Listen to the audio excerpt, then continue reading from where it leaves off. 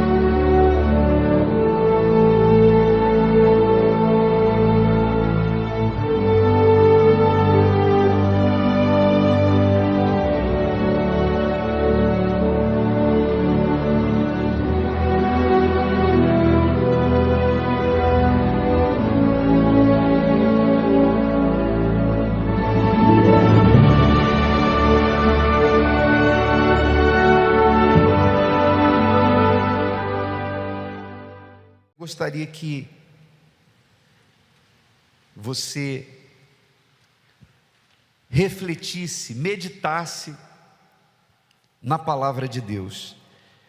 Desde o mês de janeiro, eu não sei se tem como colocar o capítulo 11 de Isaías, versículo 2, mas desde o primeiro domingo do ano, nós estamos falando sobre as 7 manifestações do Espírito de Deus, de acordo com o que está escrito no livro do profeta Isaías, capítulo 11, versículo 2, quando o profeta, referindo-se ao Senhor Jesus, ao que viria, profeticamente falando do Senhor Jesus, muitos e muitos anos antes de Jesus nascer em forma humana e vir ao mundo, o profeta Isaías, falando a respeito dele, disse assim, olha: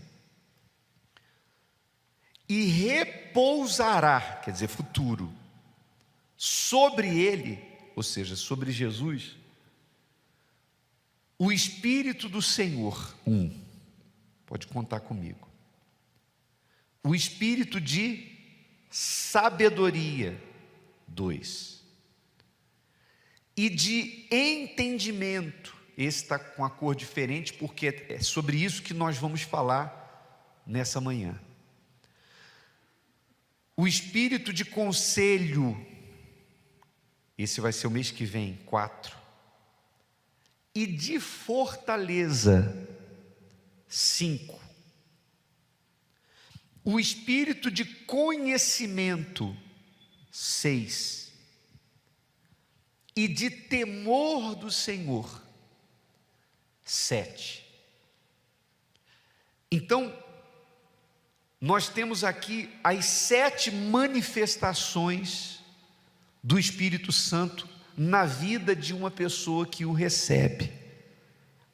A partir do momento que a pessoa recebe o Espírito Santo, ela passa a ter todas essas características aqui: sabedoria, entendimento, conselho, fortaleza, conhecimento, temor do Senhor, o Espírito do Senhor. Ela não recebe algumas, ela recebe todas, porque todas essas características estão embutidas no Espírito Santo. E é por isso que o Espírito Santo, ele é necessário para a sua salvação. Quando uma pessoa, ela se batiza nas águas, quando uma pessoa está arrependida dos seus pecados e reconhecendo a sua condição de pecadora, ela vem e diz assim: olha, eu quero me batizar nas águas, conforme Jesus orientou, né? Aquele que crer e for batizado será salvo, quem porém não crer será condenado.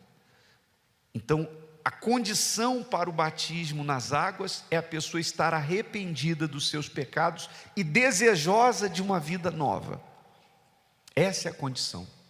Basta estar arrependida e querer uma vida nova. Uma vida nova, que eu digo, não é uma vida nova no sentido de bênçãos, mas é uma nova conduta. Ela quer ela se converteu. O que é uma conversão? Você está caminhando numa direção. O que é fazer conversão? É você dar um giro de 180 graus e você pega a direção contrária. Então, isso é se converter. Então, quando a pessoa vem para o batismo nas águas, decidida a mudar de vida, a ter uma nova conduta, a passar a viver pautando as suas decisões, as suas ações, as suas reações na palavra de Deus, então essa pessoa está preparada para o batismo. O batismo nas águas não é para que você melhore de vida. Imagine que uma pessoa diga assim: poxa, eu estou participando das reuniões de cura e eu ainda não alcancei a cura de uma enfermidade. Será que é porque eu não me batizei que eu não fui curado? Então eu vou me batizar para ver se de repente eu me batizando eu seja curado. Então essa pessoa pode até descer as águas, porque o pastor o fará, vai batizar ela, mas ela vai sair a mesma pessoa. Ela vai entrar um pecador seco e vai sair um pecador molhado. Por quê? O batismo dela não terá nenhuma importância, não será considerado no mundo espiritual. Por quê? Porque ela não foi movida por arrependimento. Ela se batizou querendo para ver se a vida dela melhorava, se ela era curada, ou pode ser para ver se ela melhora em termos financeiros, profissionais. Então o batismo nas águas não é para resolver os problemas dessa vida, não é para a vida mudar no sentido de bênçãos. O batismo nas águas é quando a pessoa está arrependida e quer apagar o seu passado. Então, quando ele acontece de forma consciente, então ele é válido. No momento em que o pastor desce a pessoa nas águas, por imersão, mergulha o corpo da pessoa nas águas, é como se ela estivesse morrendo. Aquela pessoa morreu. Quando ela é retirada, ela renasceu. Então, esse ato de mergulhar ela nas águas e tirar, tipifica o que aconteceu com o Senhor Jesus. Na sexta-feira ele morreu, foi sepultado. No domingo de manhã ele ressuscitou, glorificado. Então, é isso que acontece quando a pessoa faz decide pelo batismo de forma consciente. Amém, pessoal? Então, se houve consciência do que se fez, aquela pessoa sai do batistério e a sua alma está lavada, está pura como a alma de um bebê. Ainda que aquela pessoa tenha sido a pior pecadora do mundo, não importa quão grandes tenham sido os pecados daquela pessoa, Não importa quão terrível tenha sido o passado dela até aquele momento, se houve arrependimento, ela sai do batistério, a sua alma está como a de um bebê, não há nela nenhum pecado mais. O que Jesus fez na cruz por ela se torna válido naquele momento. Ela está lavada, ela está limpa. Mas aí é que entra a necessidade do segundo batismo, que é o batismo no Espírito Santo. O batismo nas águas é realizado pelo pastor, pelo homem de Deus, quando a pessoa manifesta o desejo, o arrependimento e querendo ter uma vida nova. Então, é o pastor quem faz, é o batismo de João Batista. João Batista foi lá e batizou Jesus nas águas, até o próprio Senhor Jesus foi batizado. Quem fez o batismo de Jesus? O profeta João Batista, é o homem. Mas depois que João Batista batizou Jesus nas águas, em seguida aconteceu um segundo batismo, que foi o batismo pelo Espírito Santo. Esse não teve interferência do homem, foi o próprio Deus que derramou sobre Jesus o Espírito Santo, e ouviu-se uma voz dizendo: este é meu filho amado, testificando que Jesus era o Filho de Deus. E em seguida Jesus foi para o deserto e foi tentado pelo diabo por 40 dias e por 40 noites, e prevaleceu. E prevaleceu por quê? Porque havia passado pelo batismo nas águas e havia recebido o Espírito Santo. Então, isso que aconteceu com o Senhor Jesus é o que acontece também com a pessoa que se batiza nas águas. Depois que você sai do batistério com a sua alma lavada, você vai entender já já onde é que eu quero chegar, você também vai passar por tentações, por provações, por lutas. O fato de entregar a vida para Jesus e arrepender-se dos seus pecados e ter sido aceito por Deus, não significa dizer que você vá passar para uma vida que seja um mar de rosas. Não. Você vai, assim como Jesus foi para o deserto, você vai encontrar perseguições, lutas, tentações, provações. E aí é que entra a necessidade desse segundo batismo, que é o batismo no Espírito Santo. Por quê? Porque se você, por exemplo, imagine que a pessoa saísse do batistério, alma lavada, certeza da salvação, e desse ali um ataque fulminante nela e ela morresse. Ela está salva, acabou. Sairia do batismo, morreria, e a sua alma seria levada para o seio de Abraão, como diz a Bíblia, ou seja, ela iria para Deus. Mas não é o que acontece. Depois do batismo nas águas, normalmente é assim, você continua vivendo. Mais 1 ano, mais 5 anos, mais 10 anos, mais 15 anos, mais 20 anos, mais 30 anos, mais 50 anos. Então, você vai precisar manter aquela comunhão com Deus que você adquiriu quando você se arrependeu e se entregou. Você vai precisar manter o seu coração limpo como o coração de uma criança. Porque imagine se a pessoa se batiza nas águas e sai da igreja e volta à prática de tudo aquilo que é injusto, de tudo aquilo que é ímpio, e mergulha de novo na sujeira desse mundo. A Bíblia diz inclusive que aquele que faz isso se compara à porca que é lavada e depois se lança na lama, ou o cão que torna o próprio vômito. Então não tem sentido. Você se batizou, mas você vai precisar se manter fiel. Você vai precisar andar em comunhão com Deus todos os dias, até o dia da sua morte. Amém, pessoal? E aí, como resistir às tentações, como prevalecer diante de todas as investidas do inferno para desviar você. Aliás, o que não falta nesse mundo são desviados. Quem conhece uma pessoa que já serviu a Deus, esteve na igreja, se batizou nas águas? Não me refiro só à Igreja Universal, não, o Evangelho em geral. Uma pessoa que diz assim, você conhece uma pessoa que diz assim, eu já estive na igreja, já me batizei, já servi a Deus, e hoje essa pessoa está afastada? Levanta a mão, quem conhece assim? Então, o mundo está repleto de desviados, de desigrejados. Por quê?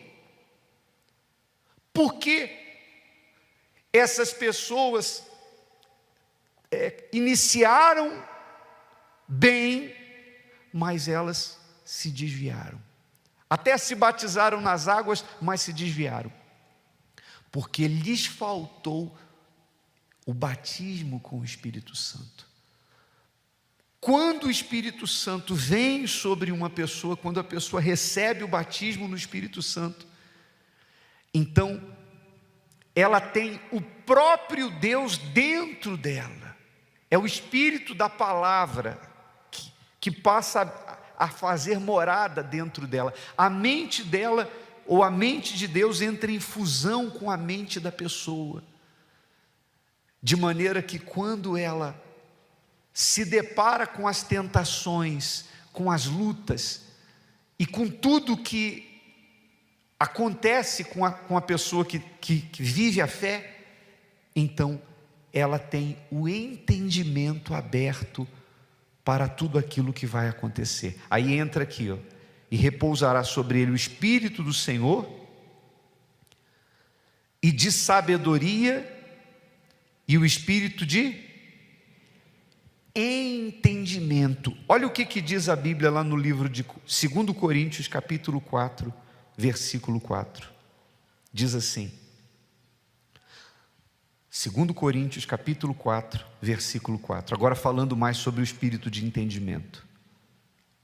Nos quais o Deus deste século, quem é o Deus deste século, ou o Deus desse mundo? O diabo, Satanás. O Deus deste século cegou os entendimentos dos incrédulos, para que lhes não resplandeça a luz do Evangelho da glória de Cristo, que é a imagem de Deus. Então, isso, para você entender como é que isso funciona, é só você observar como é que funcionam os nossos olhos.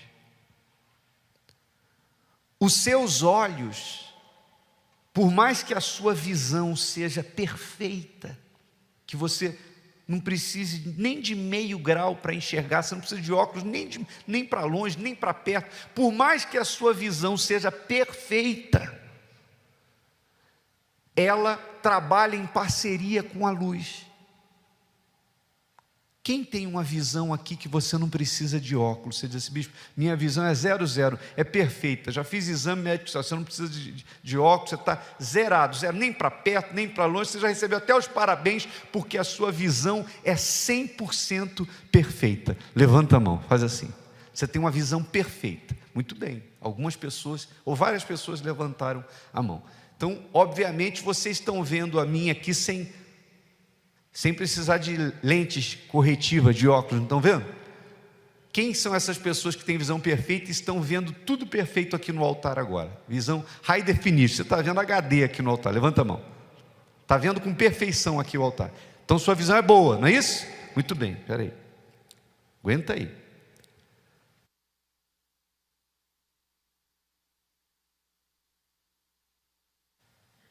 Isso, diz aí. Está perfeito? Está vendo tudo perfeito? Ah, mas não tem a visão 100%? Não é 0? O médico não falou, o oftalmologista, que a sua visão é 0? Vê agora. Pode acender, senão quem está em casa assistindo a transmissão não vai entender nada. Viu? Conseguiu ver? Não, você não viu. Por que você não viu? Porque os seus olhos, eles trabalham em parceria com a luz. Você só enxerga o que a luz te mostra. Se você não tiver a luz, por melhor que seja a sua visão física, você não consegue enxergar. No aspecto espiritual é a mesma coisa. Uma pessoa pode ser extremamente culta, extremamente inteligente, entender de toda a ciência, entender de todas as transações do mundo, mas se essa pessoa lê a Bíblia e ela não tem a luz do Espírito Santo para iluminar o entendimento dela, ela lê, mas ela não compreende absolutamente nada. Amém, pessoal? A linguagem de Deus é espiritual. A Bíblia diz que o homem natural não consegue entender as coisas do Espírito, porque elas se discernem espiritualmente, e aos olhos do homem natural é loucura. As pessoas lá fora não conseguem entender, por exemplo, o valor da alma. Sexta-feira, manifestou um rapaz aqui com um espírito na reunião da libertação, como normalmente acontece às sextas-feiras, você sabe. E o encosto, quando eu perguntei o que o demônio estava fazendo na vida dele, o espírito disse, explicitamente, foi direto ao assunto, ele disse, eu quero a alma dele. E eu falei, mas e as outras áreas, e as outras áreas da vida dele, financeira? Não, eu estou destruindo, mas eu quero a alma dele. Ou seja, para o diabo o que tem valor é a alma. Por quê? Porque a visão do diabo é uma visão que vai além daquilo que os olhos humanos podem ver. Ele sabe que o corpo, o dinheiro, o carro, as conquistas, embora isso tenha grande valor aos olhos da maioria das pessoas, tudo isso vai passar. Como se costuma dizer, da terra não se leva nada. Quando você veio para esse mundo, você só trouxe 3 coisas: o seu corpo nu, quando você nasceu, o seu espírito, que é o seu intelecto, é a parte incorpórea que norteia o ser humano, a mente, e a sua alma. 3 coisas. E quando você partir, quando você morrer, e todos nós estamos dentro disso, essas 3 coisas vão ser separadas. Quando a sua vida acabar, essas 3 partes, nós somos essa trindade, corpo, alma e espírito. Essas 3 partes serão separadas. O corpo, a Bíblia diz que ele volta ao pó. O pó volta para o pó. O espírito volta para Deus que o deu, que é a inteligência. A inteligência pertence a Deus, então isso volta para Deus. Então o corpo vai para a terra, a inteligência vai para Deus. E a alma, que é eterna, que nunca vai acabar, ou ela estará eternamente com Deus, ou ela estará eternamente no inferno com o diabo. E a única pessoa que pode dar destino para ela é você. O corpo não tem jeito, o corpo vai voltar para o pó. Todo mundo é assim, ou é cremado, ou é enterrado, é sepultado, ou com velório, ou sem velório, não importa o destino do corpo de todos, do rico, do pobre, do negro, do branco. A morte iguala todos os corpos, quando morrem, o destino é o pó. O espírito, que é o intelecto, é a mesma coisa. De todas as pessoas, o espírito torna para Deus, mas a alma não. A alma, ela tem dois destinos: ou ela estará eternamente com Deus, ou estará eternamente com o inferno. Agora, quem decide o destino da minha alma sou eu. Quem decide o destino da sua alma é você. A sua esposa, a minha esposa não pode decidir o destino da minha alma. A mãe não pode decidir o destino da alma do filho. O marido não pode decidir o destino da alma da esposa. Isso é algo estritamente individual e depende das escolhas que você faz. Então, quando uma pessoa ela tem o seu entendimento iluminado pelo Espírito Santo, ela passa a compreender essas coisas na sua exatidão, na sua largura, altura e profundidade. É como foi o momento aqui que estava tudo escuro, e eu pedi para vocês olharem, vocês não tinham condições de ver nada. Se eu pedisse para você andar e vir aqui na frente, você ia ter dificuldade para chegar aqui na frente. Por mais que você arregalasse os olhos, você ia ter que andar com cuidado, tateando. Por quê? Porque estava tudo escuro. Mas na hora em que a luz se acendeu, você localizou tudo. Você viu a mesa, você viu o púlpito, você viu a mim, você viu o chão, você viu onde pisar, você sabe como andar. A mesma coisa acontece quando o Espírito Santo vem sobre uma pessoa. Então ele revela a vontade de Deus para a pessoa, e ela passa a ver como o mundo não vê. Ela passa a ter uma visão além da matéria, além do natural, e aí ela passa as escolhas dela não são mais como as escolhas de um homem natural. As reações dessa pessoa não são mais reações como de uma pessoa natural, porque ela vê como Deus vê. Amém, pessoal?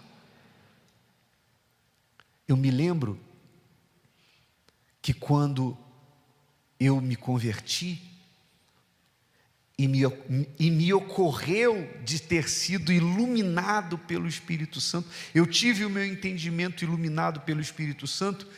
Então aquela visão, o entendimento iluminado pelo Espírito Santo passou a interferir nas minhas escolhas e fez com que houvesse uma mudança brusca na minha vida, de maneira que eu mudei as minhas amizades, eu mudei o meu modo de vestir, o meu modo de falar, o meu modo de andar. Mas não foi porque a igreja ficou me fiscalizando, não. Alguém me doutrinou e disse assim: olha, agora você não pode mais falar isso, você tem que se vestir assim, você tem que se vestir assado. Não, isso foi natural. Esse entendimento acerca da minha alma, acerca da eternidade, acerca daquilo que a Bíblia valoriza como realmente precioso, isso fez mudar completamente o meu comportamento, a minha conduta.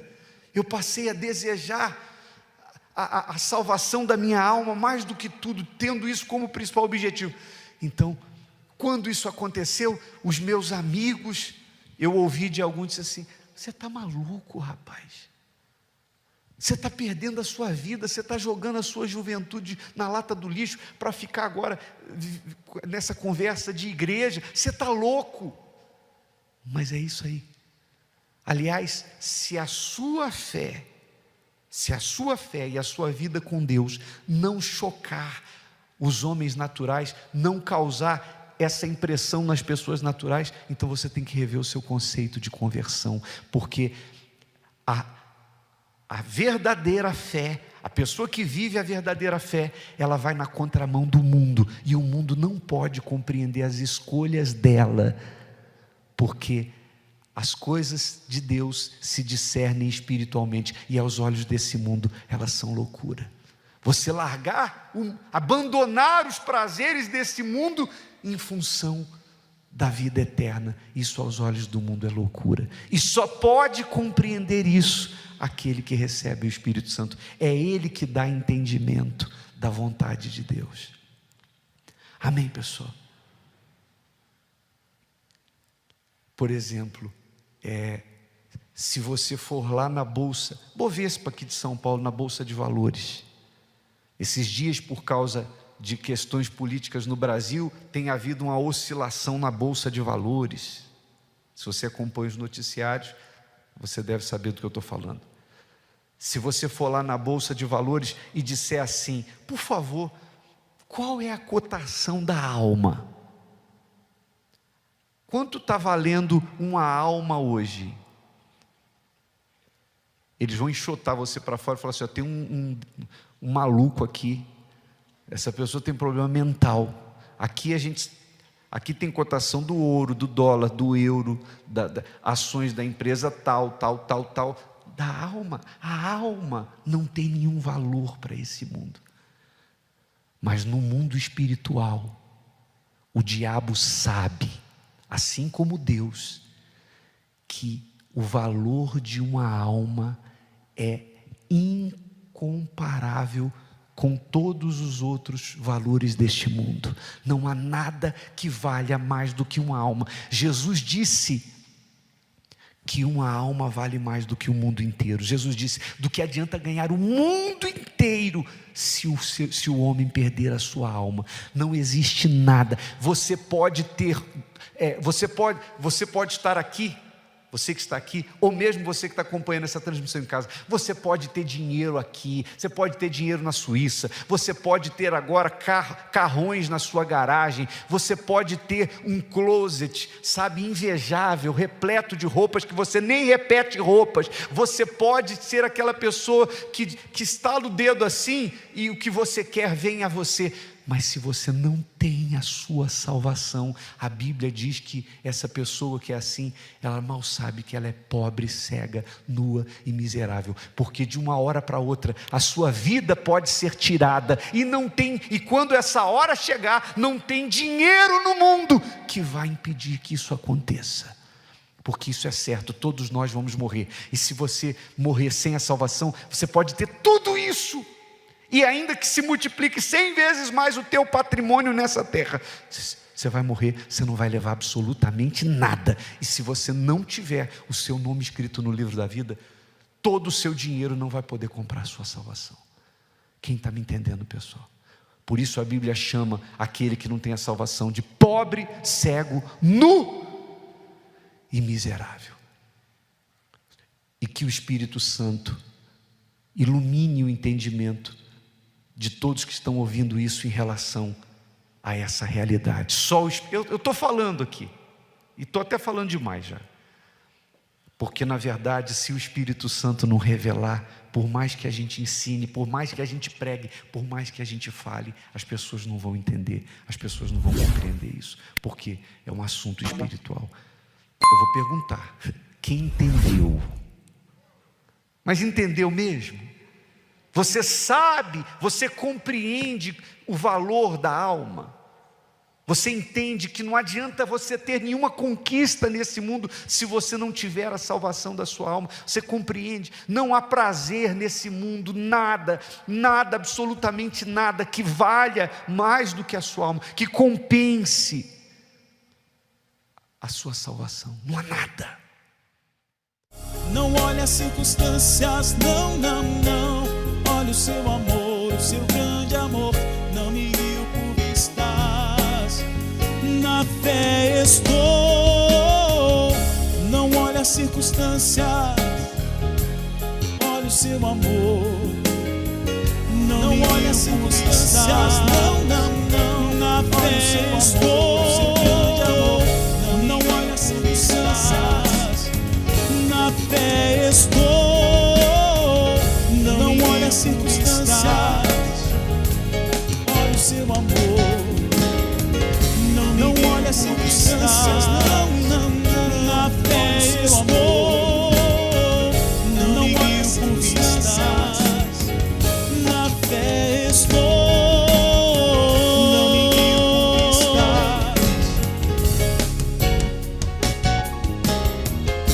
Não olhe as circunstâncias, não.